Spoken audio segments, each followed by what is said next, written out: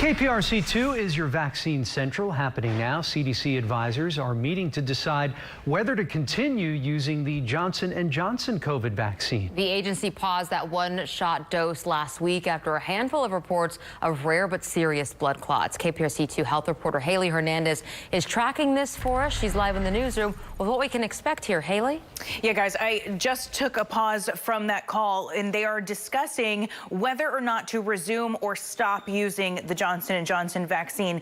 Now, it was never stopped before. Remember, it was just paused. So they are currently going into the details and risks of the blood clots reported after the Johnson & Johnson and AstraZeneca vaccines were given. For example, these are most common in women.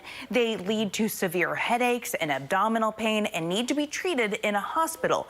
As of yesterday, Texas had given 616,000 Johnson & Johnson vaccines. Remember, AstraZeneca has not been used in the United States.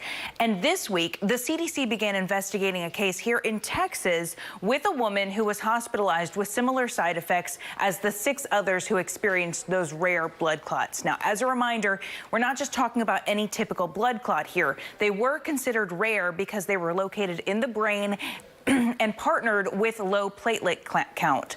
On top of that, the typical medication used to treat them could be harmful in these cases. Now, that's why the FDA asked to pause the use of the Johnson & Johnson vaccine immediately. However, the clots happened at a rate less than 1 in a million, meaning you do have a better chance of getting hit by lightning in your lifetime than getting one of these blood clots. The point of the pause, according to health officials, is to do their due diligence and ensure the vaccine's safety or determine who may be at risk for this potential side effect.